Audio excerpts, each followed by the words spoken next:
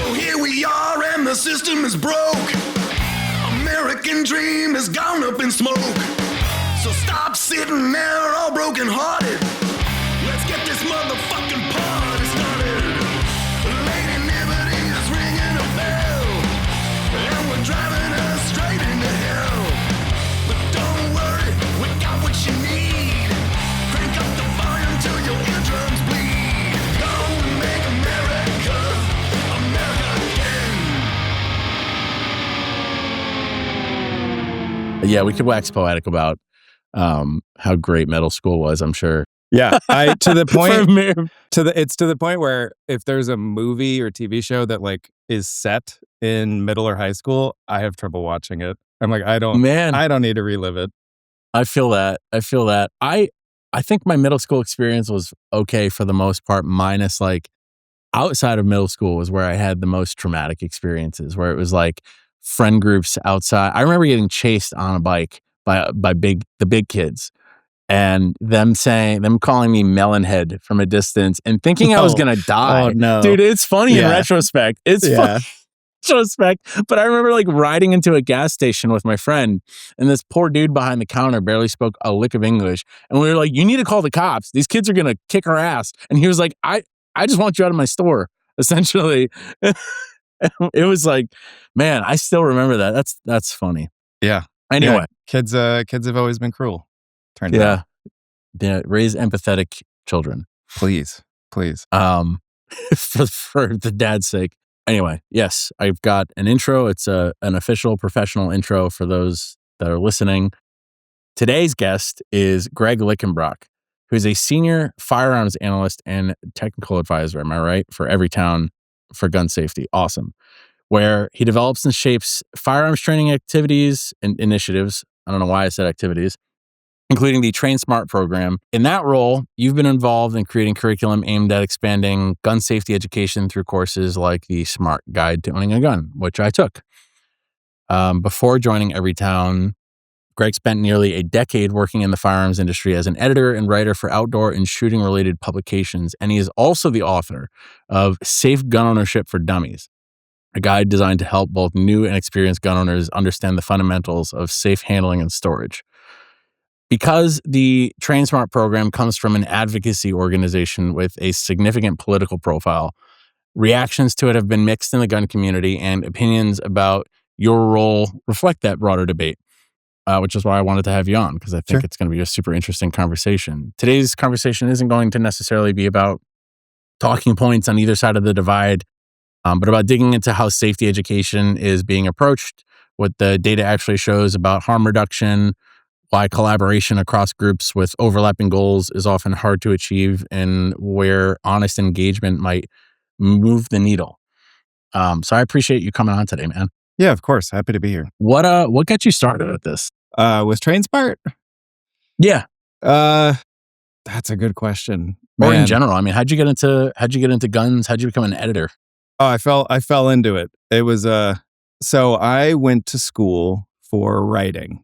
I got a master's of fine arts and creative writing in the University of Montana. And there are two things you can do with that. You can write a book or you can become an editor. I moved to New York to become an editor because my writing wasn't just where it needed to be.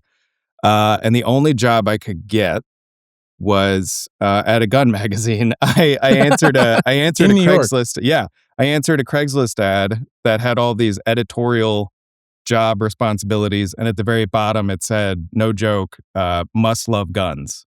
And that's hilarious. I was like, what is this? This has to be a joke. And I applied, and a week later I was working there. And it was a company that owned kind of, their goal was to be like second best in every product category. So there would be quilting magazines and gossip magazines, and I landed in the gun magazine side of things.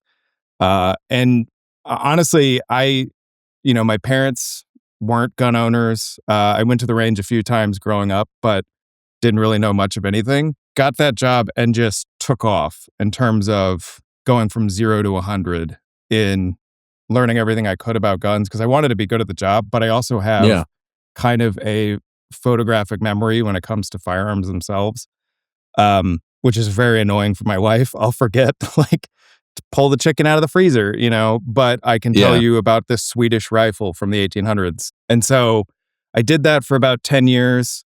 It was, I got to meet a lot of different people in the industry.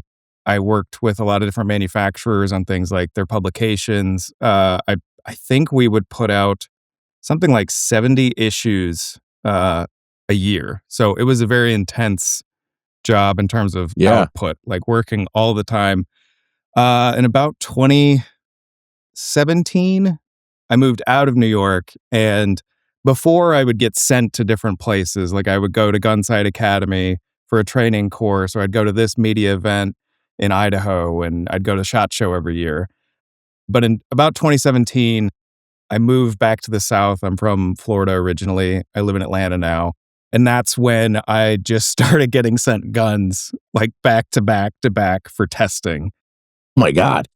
Oh, because according to my bosses, I was living in the land of the free. So let's give him that opportunity. So that's when my like writing for the guns really took off, as opposed to before I was steering a lot of the gun stuff. One of your past guests, Ashley Lubinsky, was one of my writers for Nice. a magazine I worked on called Guns of the Old West. She's brilliant, That by the way. tracks. Brilliant. Yeah, no, she's incredible.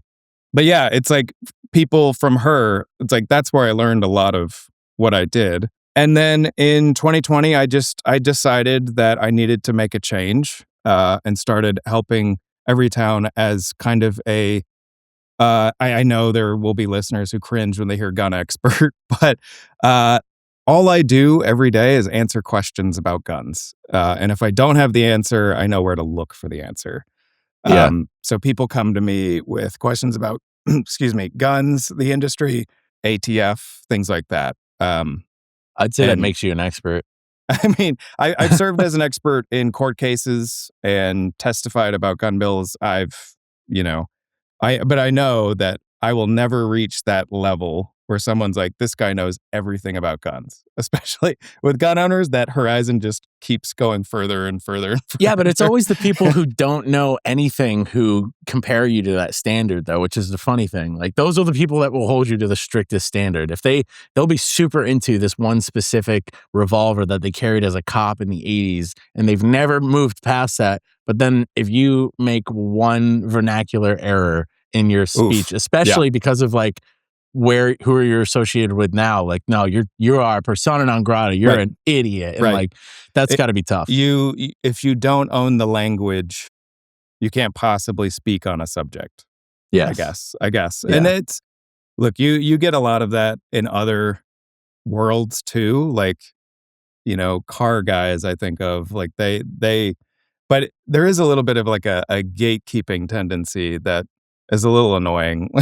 If you say clip, we know what you're saying. We know, yes. I have to let it go. I'm not like, well, you're not talking about a little piece of metal that's holding rounds. I'm not doing that. And so that always drove me a little nuts when I was in the industry. Even now, when I talk to gun owners and stuff, I'm like, just relax a little bit. Just let it go. Let it go. Let it go. Yeah. They'll figure it out on their own through their reading and practice. Right. Exactly. And then, so Train Smart, if I could like kind of shift to how we started that whole thing, it has been a wild ride. I've loved it, honestly. But so at Everytown, we have a group of, I think it's up to 50 now, veterans who've, served overseas, seen combat, things like that. They help advise Everytown. They provide input. They're really helpful when, we have ideas about things. They come in and they say, well, actually, this is how it looks on the ground. And I try to come in and try to speak for gun owners as a gun owner, as someone with my experience. And, I provide my input, but they were coming to us and they were like, look, your name is Everytown for gun safety, but you don't have any actual, like when people hear that name, they think of gun safety training. And what are you doing about that? And some of them had told us that firearm training programs can be terrible. I've been to, I think about 7 now that always left something to be desired. And we actually took a course, me and some of the veterans, we went to a concealed carry course in Texas where, all of us have our permits. I already had a permit for Georgia, but with this one course, we had our permits to carry in something like 30 states. And the instructor was it felt like a how to get away with murder course. Yeah. So he was saying, if somebody steals from you and it's daylight, can you shoot them? And I'm like, no, I hope not. And he goes, no, but if it's after night, if the sun has gone down, then you can shoot them. That's justified. And like that's the kind of training we were getting. And not anything about owning a gun.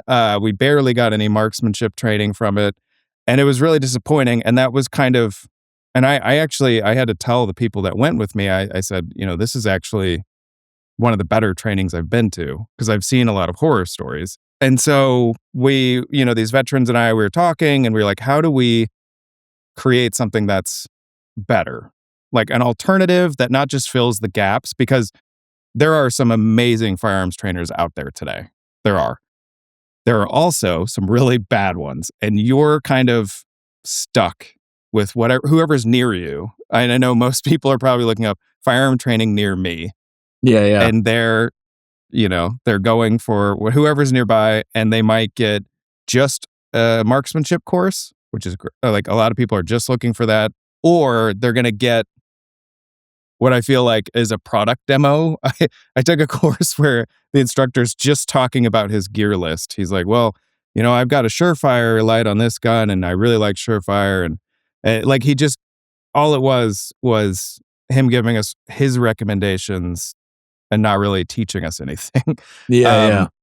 And that's part of it. I've seen just other really bad practices. I've seen instructors be racist. I've seen instructors that are just... Well, either that or it's like you've got to go through a whole like you're in the weeds of like political ideology, personal opinions about certain people and groups. And it's nuts. It's unfortunate because it gets in the way of something that I think everyone wants, which is to be safer and more responsible with guns. And I don't think that these people like realize they're pushing people away, and B, they're kind of building this culture that can't really sustain itself. It's not healthy. So yeah, I've seen instructors be racist in courses. I've taken a course where at the very end of it, there's a self-defense liability insurance salesman came into the course and was like, if you sign up right now, I'll give you this discount on it. Because in his mind, the only negative consequence of shooting someone in self-defense was the legal fees you're going to have to pay. Not like the thing you're going to have to live with the rest of your life. For the rest of your life. Yeah, exactly. And so I worked with these veterans. I was like, look, I have this book on what I wrote. It was what I would see as training for, really, I had a lot of friends who would come to me and say, hey, I'm thinking about buying a gun. What gun should I buy? I was like, okay, hold on. First off, some of these friends, I'm like, please don't own a gun. Like I'm begging you, don't do it. But they would ask what kind of gun. And I'm like, have you thought about all these other things? Like, how are you going to lock the gun up? Are you going to buy a safe? What are you going to do in this situation? What's the gun for? Sometimes they don't even know. They're just, I just want it. I'm like, okay, yeah, give me a better reason than that. And so that's kind of what the For Dummies book is a course that I wrote of like what I would want to tell someone who was thinking about getting into owning a gun. And this program, I used a lot of that, plus every input that the veterans could give me, all of their training.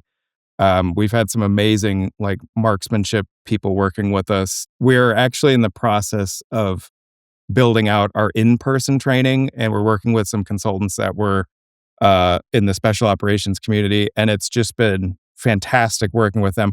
But the whole point is that they know the responsibility that comes with owning a gun, and they know that like in the military, you have all this training you have to go through before you even touch a gun. Yeah. And we want to bring that we use the term training, safety, and accountability. We want to bring that to the civilian gun world because you might run into a good trainer, you might not. And right now, the biggest certifier, like the person that trains all the instructors, doesn't do a good job, I think, of maintaining quality standards and ensuring that instructors continue teaching at a certain level.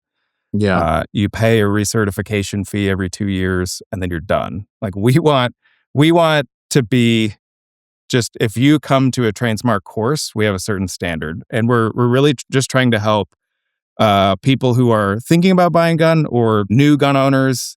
I honestly believe, I was a teacher before I became a gun magazine editor. I try to think of everything as a learning opportunity. There are still things I learn in training courses. You know, I went to one Yeah. not too long ago where the instructors were, they're like, yeah, it's okay to use the slide release on a handgun. And I was like, I've been to so many trainings where they're like, you got to rack the slide every time. And they were like, well, this is not what we did in the The SEALs. 90s So or whatever. Yeah. yeah, they're like guns are designed for this, and here's why. And I was like, yeah, that's something I've got to let go of.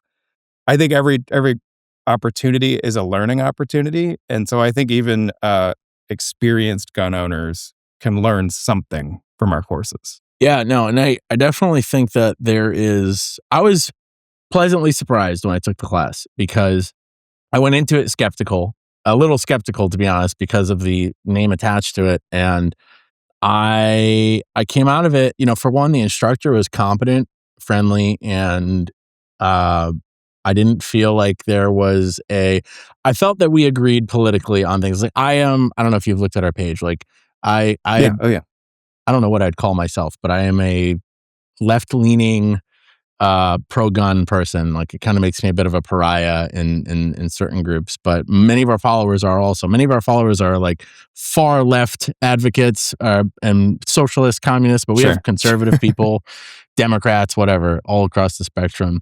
We've got people all over the place, politically speaking, that follow the page, but everybody for the most part is pro-gun, and everybody for the most part has the same feeling when it comes to, I'll say, like the word that I would use, like gun control advocacy organizations. And this was the first time that I had seen an overlap or even an attempt to bridge a gap between the gun control advocacy and the gun safety. Because something we've been advocating for years is, okay, well, if these groups want people to be safer around guns, why are they so against teaching gun safety? So then when I saw Train Smart pop up, I was like, okay, touche. We'll see, we'll see what this is. And because the main thing was, we teach kids about things in school that are going to help serve them later in life. And one of the things that we always bring up is how the kids dying from gunshot wounds is like one of the number one causes of deaths in children, or at least it was a couple years ago, I know. It's still, it's It's still the leading up there cause regardless. of death for kids. Regardless, Yeah. it's if it's in the top 10, it's a problem. And I was always like, well, then why don't we teach kids about gun safety in schools? Like, why are we so against that? And I think a lot of it comes down to the fact that emotionally we're not prepared to have these conversations, that something is necessary, even if we don't like that it's necessary. But one of the things that I was very impressed with the class was there was a great detail and time provided to safe storage, specifically if you have kids in the home, things that you should be doing to keep them safe. It seemed to be a lot of conversation about mental health and gun ownership. And these are all things that I felt were very lacking from the NRA side of the gun education curriculum. So I was pleasantly surprised with that stuff. You could tell that I went into it assuming it was going to be a facade for training and inevitably be some kind of like ideological, like when you go into an abortion care facility and it ends up just being a bunch of religious people trying to get you to keep the baby and find God. That's kind of what I was expecting with this. Yeah. Yeah. And I live in the South. I totally understand Yeah. what you're saying. Yeah. Yeah, and it was I have to say that overall I was very impressed. There's certain things that, and you could probably explain more as to why, you guys took approaches like this. Like I remember finding it odd that when discussing the most common calibers, like 223 and 5.56 was not even mentioned, even though the AR is obviously the most common rifle in America, the most popular rifle in America, or at least the most common caliber. And I understand the like ideological reasons behind not wanting to teach things like that if you're working for an organization that's trying to ban a specific gun. But for something like that, was that a conscious choice to leave something like that out and focus more on the more traditional types of firearms, like bolt actions and So hunting rifles and whatnot? let me just very quickly say that like I don't care Sure. what anyone's politics are when you take our courses. Like let me just back up and say that, because gun safety shouldn't be political. It's a shame that when we Agreed. talk about guns, people are kind of shoved into one corner or the other. And I also think that it's like a disservice for gun owners, because we're not a monolith. Gun owners are all over the spectrum. Politically, there are some gun laws that gun owners are fine with. Like to me, I don't understand anyone who's against a background check. But our courses are apolitical. We're not trying to push any policies or advocacy other than be safe with your gun. Like, please lock it up. And so one of the reasons our courses have so much focus on secure storage is we know that that can save lives. Like every day I see headlines about kids, as you mentioned, finding guns and hurting themselves or others with them. And we also have part of the name Train Smart comes from a program Everytown has had for 10 years now called Be Smart, which was just about making sure gun owners lock up their guns. So Train Smart's kind of a natural outgrowth of that. If you think about it, like we're showing you how to lock up your gun. We're going to go a little bit further and teach you everything else you need to know, because we really want to be comprehensive. On the 223 5.56 thing, and specifically the AR-15, I will gladly say, like, I will agree with you. It is the best-selling rifle today. It is not by any means the most popular rifle overall. Numerous, with the and if we're talking numbers, about obviously. calibers, like the 22s on its own, way above everyone else. The 9mm is we think most gun owners, today they buy pistols. Mhm. So we generally focus on the 9mm for most of our work. When we do want to offer other courses in the future, like a hunter safety course, we can talk more about rifle stuff like the 223 and 5.56 down the road. But also for like an introductory course, like the owning course, I don't really want to get into the differences between the 223 and 5.56 or things like that, or God forbid that marketing scheme, the 223 Wild. Like I don't want to have to do that. So for the sake of brevity, we are like, let's go with what our students are probably going to have questions about. And if you're going into a gun shop today to buy a handgun, it's probably going to be a 9mm, unless you have, it might be a 22 if you have like hand strength issues or things like that. But just the whole industry has just gotten behind the 9. So 9mm is definitely for sure. And that makes sense. That was one of the things that I noticed about the rifle side specifically, but it's really, it's one of those things that you have to ask yourself, is it my internal bias that's looking for things to find, or is it something, if I'm looking for something, am I going to find something kind of thing? Yeah. And like, just to be clear, like we all have biases, right? But when we talk about I love that, right? I have friends with biases, but not me. Exactly. But, the most popular rifle, like overall, it's actually bolt action rifles. So that's what we're going with. And we want to meet gun owners where they are, and all of our stuff is tied to practical uses. So in our hunter course, when we debut that, it's a lot about, rifles and shotguns, because that's what people are hunting with. We don't have like a scoped revolver section, because this isn't Escape from New York. So I was blown away when I found out that people hunted with rifle or with pistols with optics. Like that it seems to me like it's just regular hunting, but with extra steps. But yeah, it's wild. I'm not doing it. That's for sure. No, but, I think it's cool if you want to make it more interesting and stuff. I mean, if you really want to make it interesting, you can go back to spears and stuff. I was actually okay. speaking of spears, so when you're in the gun industry, companies like to just shower you with things because they want you to be nice to them, right? Yeah. So if you're a magazine editor, they want to cozy up to you, so you write nice things about them. And I Did somebody give you remember, a spear? no, a company asked me to go on a hunt once in Kissimmee, Florida, so right outside of Disney. They were like, you will love this. It is hog hunting at night, and all you get is a flashlight and a knife. And I That was sounds like, like the last kind of hunting. I was like, pass. I don't Hard need that. pass. And it also just felt like this kind of most dangerous game mentality where Yeah. the person that was asking us had done every type of hunting and was like, now I need to really put my life on the line.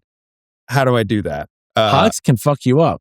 They can. And so I was like, I'm not, no thanks. That was a smart choice, I think. Yeah, I think so. I also, growing up in Florida, I'm not running around in swamp with a flashlight and a knife. Yeah. No. Hey, look at me. I'm over here.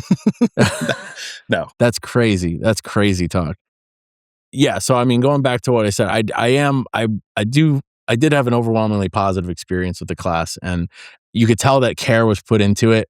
But for thinking about how the stuff was going to be presented, people with actual knowledge used their expertise to form the class, because I was almost immediately disarmed. Like when I went into it, I told you I was super skeptical, and then the instructor was clearly knowledgeable. She was super friendly, and the course materials were. Who was your instructor? Might I ask? Was it Nellis? Yes. Nellis. Yeah, she's amazing. She's really cool. She probably mentioned it in the course, but so she's an indigenous woman who's been hunting since she was a kid. Her entire life. She definitely. She mentioned that she had a long time hunting background. And yeah, she's not not an adult onset hunter. She's been doing it. And I think she tells people that she started hunting at the age of 12, just so that they don't. You get too young, and then people are like, wait a minute, what are you doing out there? So I think 12 is the agreed upon. Who are your parents? Age. Yeah, that's actually really funny. But she's an example of someone who gun ownership is like, it's just been a part of her life, and it's very practical for her. She's going out to get meat. That's the kind of gun ownership that I'm here for. The put on a plate carrier and go pretend to be Militia Joe. I'm not here for that. We are full on like love plate carriers, love stuff. I figured. For sure. I mean, but I have to ask: are you going to SHOT next week? So I would have been. We have a baby coming in March, and congrats! Thank you. It's our second one, so it's kind of like we're in the 10-yard line here, and I would feel terrible if I was in Vegas. Yeah, and my wife was like, "Hey, I'm in labor," and I was like, "Okay, great. I'll be there in like 8 hours or whatever." Yeah, no, don't do that. No. That's like I was thinking of that though, because that is the like tactical side of the industry has really gotten just taken a foothold, and it wasn't always the case. No, I know. And it's funny because when I have these conversations with people, I use it as a litmus test, because I very quickly can tell if they are into that stuff, which side they're on, by saying, yeah, I think we should all have plate carriers because ICE has plate carriers, and we need to be able to defend ourselves against them. And then watching them go from either like mildly excited to really excited, or mildly excited to super cautious, I'm like, okay, now I know. Yeah, it's when I think about that, I think about who wins in the constantly like the arms race of, well, now I need a plate carrier, and then the police are like, okay, now I'm going to have to wear the EOD suit from the movie Hurt Locker because everyone's wearing plate carriers. I wish they would, because then they'd be super slow. But it's like the only person who wins in that is the companies that sell these products. Well, that's a really good point. I like to point out that the gun industry has never does better than when a Democrat is in office, because the fear tactics that these companies use to get people to buy. Oh, yeah.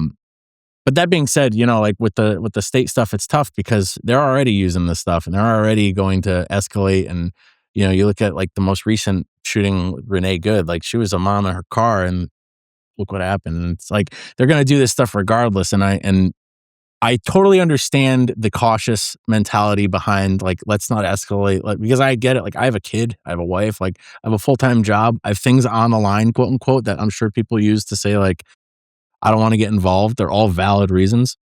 But I also see, like being polite doesn't stop Trump from doing Trump things and doesn't stop. No, I think there are cops from doing a cop lot of things ways to counter it. I'm probably not going to go out and face a raft of dudes who just came out of like a Lenko Bearcat.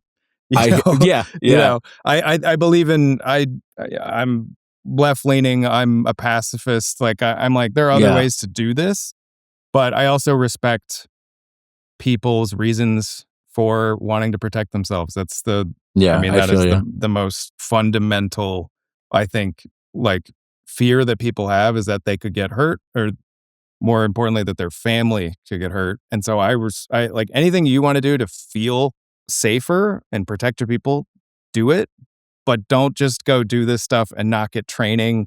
Because I feel like a lot of people today, like COVID, there was a surge in gun sales. Mm-hmm. A lot of people bought guns. Yeah, because the government overreach and the government's coming for they're going to give us the jab. The industry, by the way, did a nice job lobbying to keep gun stores open for. They said they were essential businesses, and I always thought it was funny. The head of the NSSF he wrote a letter saying that it's as essential as like bread and water, like your gun shop. Which was good for gun shops. Great. But I'd wonder how many people bought guns, never got training for it. And like, to me, they just increased their risk. They didn't I look at solve any problem there. No, I mean, look at historically speaking, this is why it's funny you said, I don't know any gun owner that is against background checks. And I've got, like me personally, I agree. I understand the constitutional argument against them, but in a practical sense, it's tough to say that I am morally opposed to something like that. I think the problem with it is that most gun owners see it as a sliding, like a slippery slope type thing, because we come from a perspective of like harm reduction and, addressing underlying issues for gun violence and things like that. And when we see organizations saying, well, if we just had one more law, we'd be safer, knowing that's not necessarily going to work. It's like, okay, well, then if we do background checks, then we've lost ground in this, and then it's going to make it easier for the next thing. And I think that's where most of the argument comes from. And we get stuck in the weeds of like, fundamentally, I think everybody would be okay with a background check if that was going to be it. Like, and in the same way with like these gun stores being called essential businesses, like there are definitely lobbying was in full force during COVID, and that is like an obvious byproduct of that. I remember that happening, and I remember being like, oh, great, cool, I could buy guns. One, not really needing them because I already had them, and two, I had this thought like, I know the average gun owner does not get the training. I live in Connecticut, full transparency. Like you have to get training here. But all you have to do is the NRA basic pistol class. And that is not I wish there was a class like yours that was certified to get pistol permits from. Like you obviously have to do in-person classes, which you said you guys are working on. But because I remember taking my NRA class, and then I took my NRA instructor course, which was literally just about teaching the bullshit. And when I taught that class, I taught it probably to a dozen classes. I added a ton of information to it because I was like, this is not sufficient. Yeah, you have to. You really, it's so, and they do a good job of talking about the safety of the firearm itself. But for years, I didn't have a gun safe. Like I didn't feel the urgency to get one because I didn't have a kid. I didn't have people coming over my house snooping around. But there are tons of people who would tell you that, they had their gun stolen in a home break-in, or they left their guns in their car and their gun got stolen out of their car. And like, no, that's a gun that's in circulation, that's going to have the serial numbers ground off, that's going to be untraceable, that is most likely going to be used in a crime. that urgency was not instilled in me from that class. And that was something that I made sure to add when I was teaching it. That's something I think you guys did a really good job of doing, like from the onset. One of the things if I could get everyone if I was a billionaire and I had that much money, there would be a billboard on every corner saying, lock up your guns. Like, if you're not using the gun, put it in a safe. And if I could get everyone to do that, I'd be happy. And that's, I think, just a huge problem is today you see training courses. I look at a lot of industry materials. They just show guns out on nightstands. They have this kind of, I think one of the reasons people don't lock up their guns is they're like, well, I'm going to need it to protect my family, so I'm not going to lock it up. And that's the same house where the kid finds the gun and hurts themselves. I've posted a video on how quickly I get my gun out of my pistol safe. It's a 5-finger simplex safe. There's no digital aspect of it. Yeah. And I was holding my phone in my right hand, my dominant hand, and rolled over out of bed, and with my left hand did it in like 2.5 seconds. It's such a misconception that you can't get a gun out of a pistol safe quickly. It's a misconception, and we actually do the same thing when we've tabled at like the VA's their convention and stuff. We bring out biometric safes, and we're like, just look at this, to the point where the gimmick, actually, it's not a gimmick, but showing people how the safes work, people think we're a safe company because we have them on the table showing them. But like it's that fast. And when people say, well, that might be fast, but I still would love to have the gun right there. And I said, if you don't have the nanoseconds it takes to open that safe, you haven't had enough time to decide that a gun's actually warranted in this situation. That's exactly what I was going to say. And you also haven't thought about all of your other security measures that should be in place first. You're actually living with your gun being your first line of defense, which is not, to me, responsible in any way. No. And that's one of the reasons why we drill so hard on safes. And a lot of our training is the problem with the gun debate today is there are people that love guns. Like, I love the mechanics of guns. I think it's fascinating how they work. I love shooting guns. It's fun. I am bored by certain types of guns at this point. I've gone the whole other way where I'm like, oh, I don't really want to, I'm tired of that, I have a personal bias against AR-15s because so many companies make the same gun, and you're all selling the same exact gun, and you're like, well, this one has a mid-length gas tube, so it's you want to see like redundancy and forced innovation. And I mean, I use that second term is carrying a lot of weight. Yeah. Go to SHOT Show and see some of the stuff that they're like, look at this new feature that we added to this. It's got a collapsible finger guard for your trigger guard, and just in case you need to bump it off of your nightstand. And there's some stuff that you're just like, nobody asked for this. You're talking to somebody who I would get previewed new guns, and I don't know how many times I would just have to kind of like, okay, and like put on a little smile and say like, yeah, look at the differences here. It's a new coating. They put a new finish on the gun.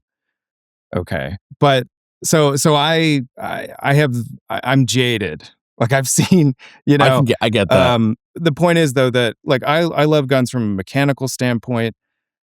I love like shooting itself is very, it can be very zen to people. I love recreational shooting, but there's like the hobby that is gun ownership. For some people, it's a lifestyle. For some people, it's part of their job. It can even become an identity for people. There's that like tranche of conversation. And then there's people who have been affected by gun violence. They know people who have died. I personally have had several friends die by firearm suicide. And so that's why our owning course has a whole section on suicide prevention, because that's how most Americans die by guns. And we're trying to like be a bridge between those two tranches of conversation, the people who've been affected by guns and hurt by them, and the people who, like guns and want guns. I think we can be a bridge between them, because there are a lot of people who have been affected by guns who also are gun owners or understand why people own guns. I'm in that category. Yeah. And that's one of the reasons why I there are gun laws that I support. There are some that I'm like, we don't actually need that. As someone who provides opinions on these things and advice, there are a lot of proposed bills where I say, actually, you shouldn't do that. This is going to do this terrible thing. Don't do this. But again, we're really trying to meet people where they are. So if you want to wear that shirt that has an AR-15 on it all day, the only thing we're going to say about that is like, you're letting people know they should break into your car.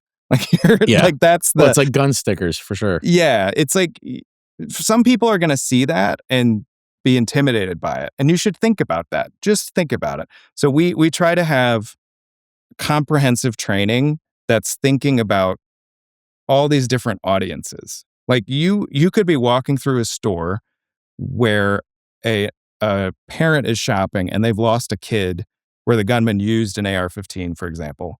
You're not really thinking about that because you're thinking, I really love this gun. Fine. But think about it. And that's like, I wish that was our slogan for Train Smart. Yeah.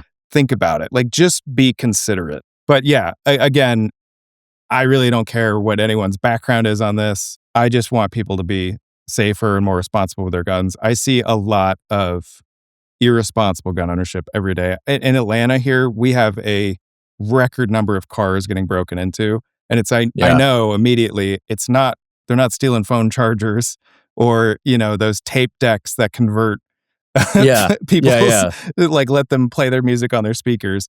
They are stealing guns. And what are you doing? That just shouldn't be the thing. Don't store a gun in your car, anything more than temporarily. Yeah. I think it's tough because, it's funny you said the t-shirt thing because I'm wearing a t-shirt with guns on it, but this is the only shirt that I will wear. I have a couple of our shirts. They're fake guns. They're laser guns, and it's by Pew Pew Tactical, who I love. They're like one of my favorite publications that talk about guns and whatnot. I kind of see them as like the wire cutter, like like New York Times wire cutter, where they evaluate a bunch of products, and then they like, here's the best one for this budget, and here's this, and like I like how they do that.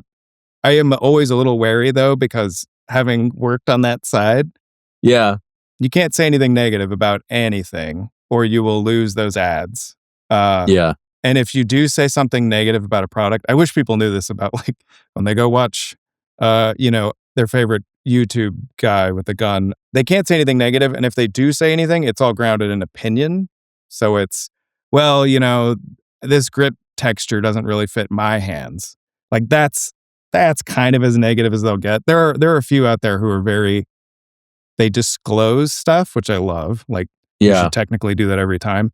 And they are honest, but they also know that they're risking never working with that company ever again.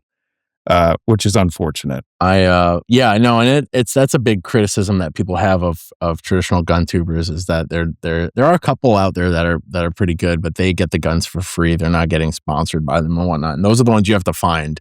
And that's just to bring it back to, I think today when people are thinking about buying guns, they're doing what my friends do when they ask me. They're like, what gun should I get? They're typing into Google these searches where they're going to get videos from people like that advertising the guns. And they don't know it's a commercial. So they're going to go out and buy this gun that doesn't fit them, that's not in the right caliber. They're going to go to the range once and hate shooting it because they haven't had the training. And then they're never going to use that gun again.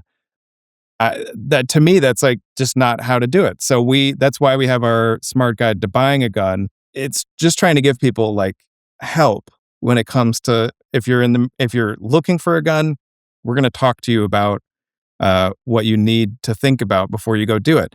Especially because gun shops can be a little intimidating.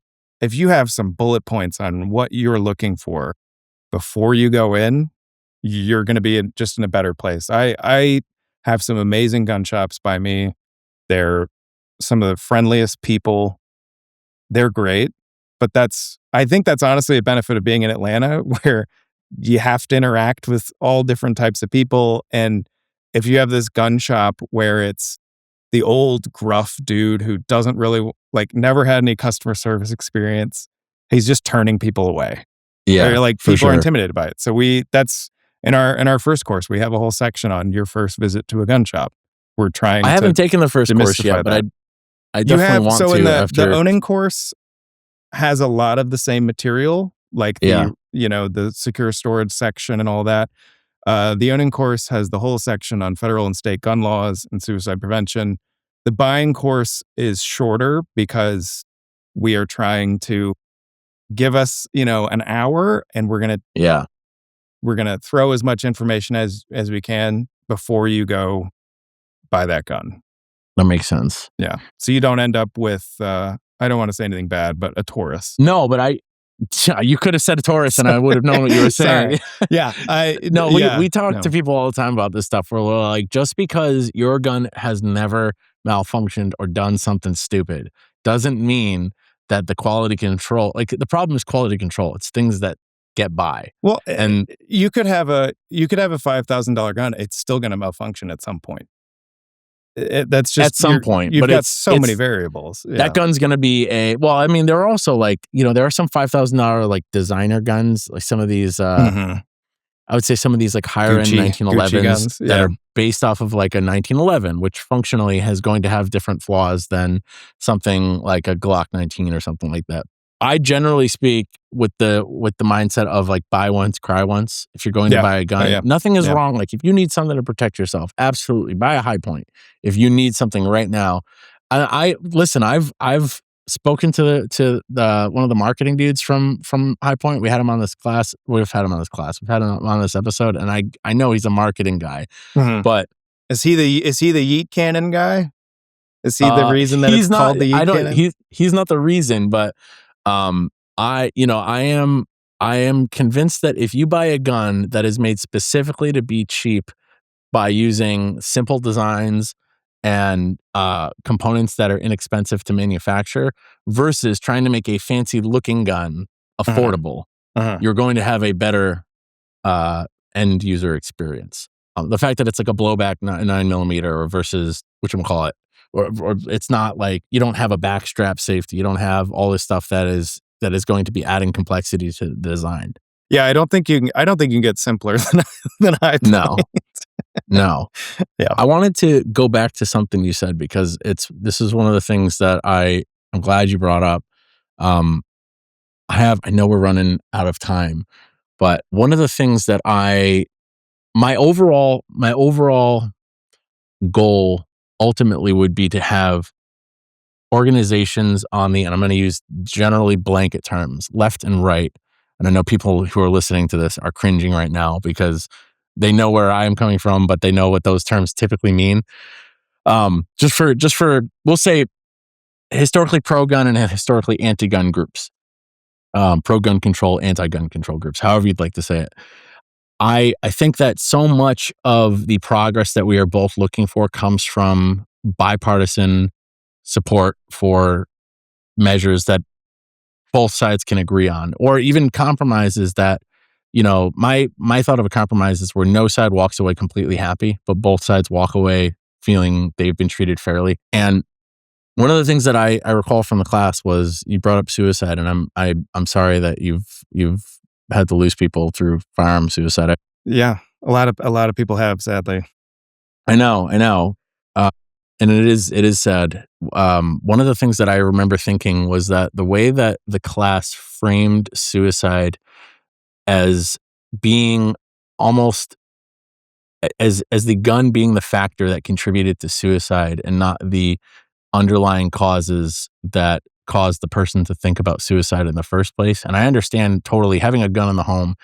Most cases of suicidal ideation are quick and fleeting. So having something that is instant, having something that is readily available and fast is, I hate to use the term appealing to somebody who wants it, who is feeling that right now.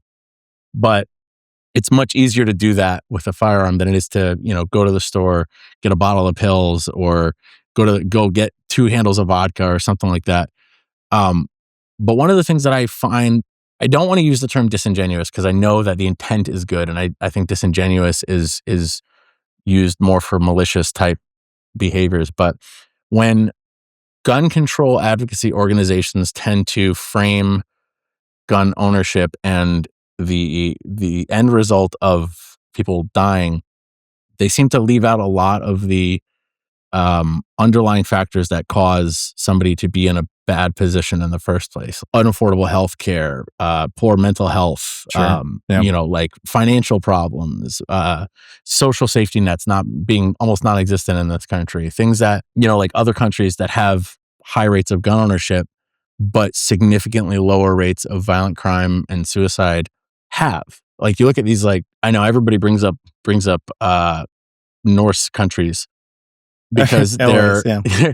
there's so many variables that just do not apply here. They are very homogenous societies. They're much smaller. There's a ton of different factors that go into it. But one thing that they do have in large is high gun ownership per household. At least one gun per household for many of these families. But they also have strong social safety nets. They have universal health care by and large. They have accessible health care.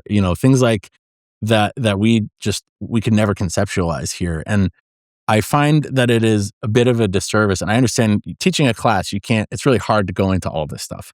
But I find that it's a bit of a disservice to people when we say things like having a gun in the home increases your risk of suicide by gun, which, of course, having a pool in the home increases your risk of drowning obviously. Right. But Yeah. Without talking about the things that make a person seek suicide in the first place. And I wonder if there is a way because like you said, it sucks that gun safety has become so politicized. And that when you said, if I were a billionaire, I'd put a billboard up on every street corner that said, lock up your gun. And my first thought was, oh, that would be an anti-gun thing. Right, Like that's right. And Of it's course it so would be. cringy Yeah. to think that. Yeah. But it's how we've been conditioned that like any discussion of gun safety is partisan, and like Yeah. it's so dumb. But I wonder if there's a way that you think from your background, because you've been on, I don't want to say both sides, because I don't think that you are on the It's certainly anti-gun how it's side framed. here. Yeah. Unfortunately, Yeah. if there's a way that you see these two groups coming together in a way that actually benefits gun owners by and large, where we can work together and make some positive change. So to me, that's what I'm hoping to do with Train Smart, is I'm hoping to just meet gun owners who I don't agree with on everything, but we all know that we can do X, Y, and Z and be safe, responsible people. And hell, if every gun owner in the country was at a certain standard of training even, maybe we wouldn't need some of those laws that gun owners Yeah. worry about. But when I think of suicide prevention, right, there are so many factors that go into this. It's income inequality, like you mentioned. It's like healthcare. What people don't talk about with those Norse countries is that when you buy a gun there, they actually check if you have gone to a Your therapist. health. They go and ask the therapist, "Hey, is this person good enough? Are they in a solid enough place to own a gun?" Yeah. We don't talk about that. No, and because that's a whole other constitutional, right. You can't Right. even have the conversation. No, you can't. And so when it comes to that, it's like you put all of the problems on the table, and you're like, okay, I'm probably not going to fix hundreds of years of income inequality. I'm probably not going to fix our broken healthcare system. Maybe I can at least put a speed bump in the way of someone getting that tool that's 90% effective, that leads to 90% of suicides being completed, so to speak, Yeah.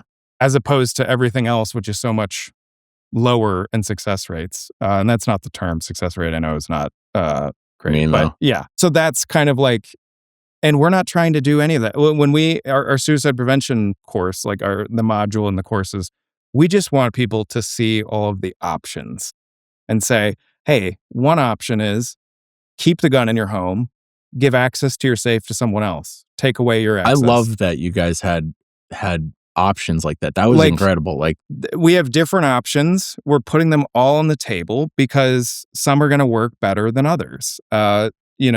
If there's someone in your home that is in crisis or at risk of harming themselves or others, like, your gun safe should be your first option. And then you have to have a conversation and say, what else should we do here to prevent this from happening? And so I think that's kind of what I'm getting at, though, is like, there are a lot of things wrong today. Yeah. For me, I think that guns and policies, and we have to have every solution on the table and find what works best. And what drives me nuts, though, is when people immediately dismiss an idea without trying it. And I'm totally fine with because I believe that we should look out for each other. I'm you know I'm a little. You're not an asshole. No, I care about people. I want to look out for each other. If we have a law that's designed to do X, Y, and Z, and then we find out 10 years from now it's not doing that, great. Let's move on. Like, there doesn't need to be a slippery slope, so to speak. I'll give you an example of one where New Jersey, they regulate hollow point rounds. You can have them in your home. You can have them at the range. You can't carry them if you have a concealed carry permit.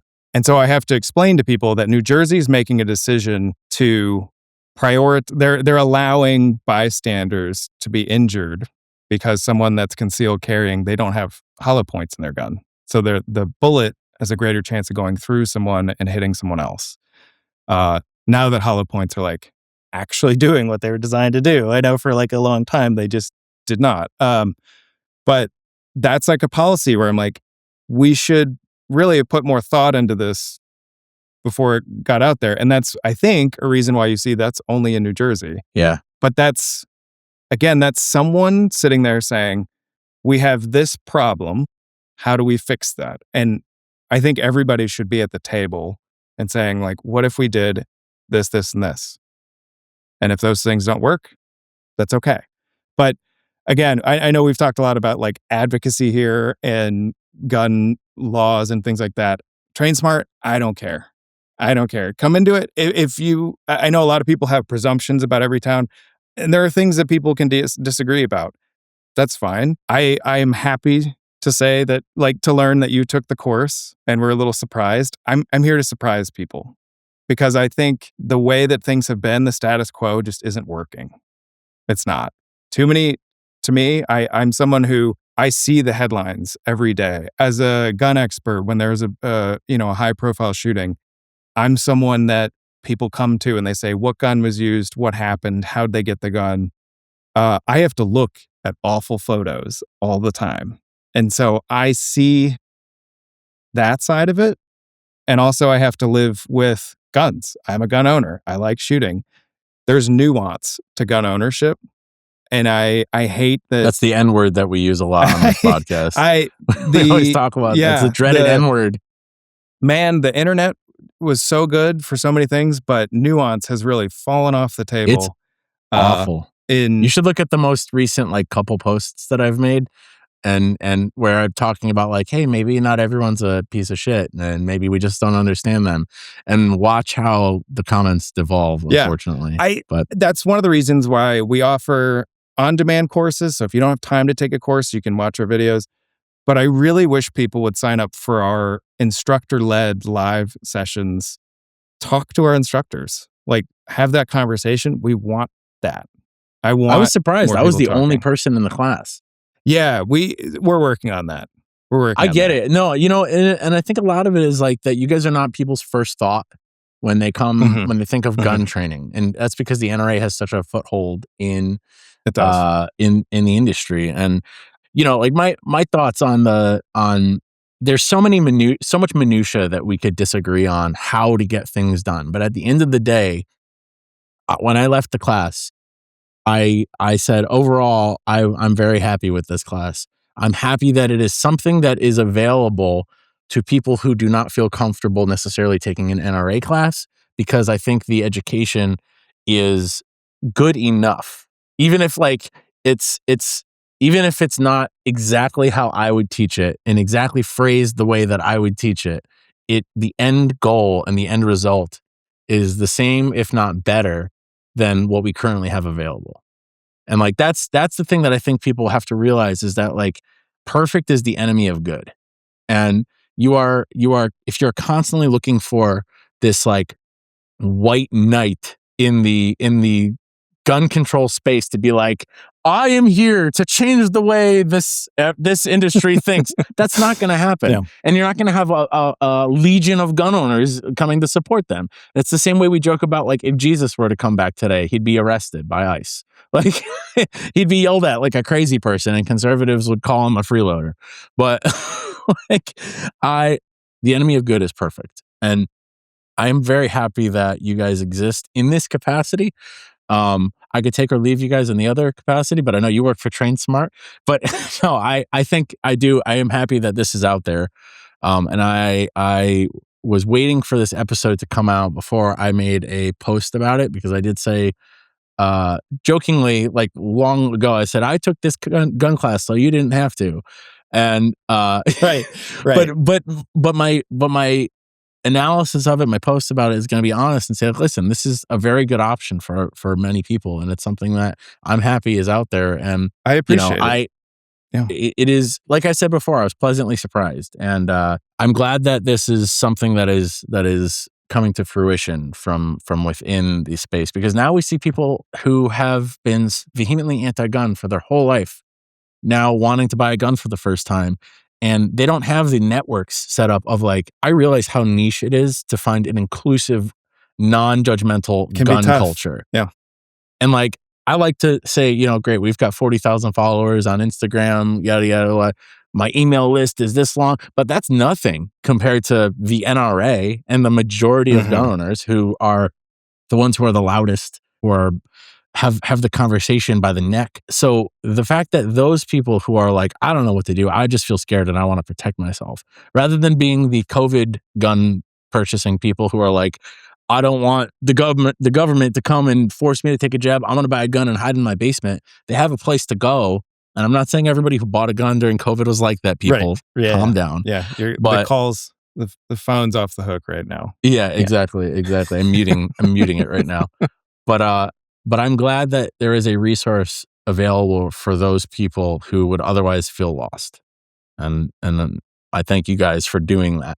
I appreciate that. And look, everybody has their opinions. I respect anyone that takes our courses. Talk to me. Like, let me know what you think. This is not something that's fixed in stone. I think I would say that some of the other training programs have a curriculum that is set in stone, and it's been set in stone since 1970, but we can shape things. We can evolve, we can grow. I would love, honestly, for you to take, I'm so excited about the in-person courses that we're creating.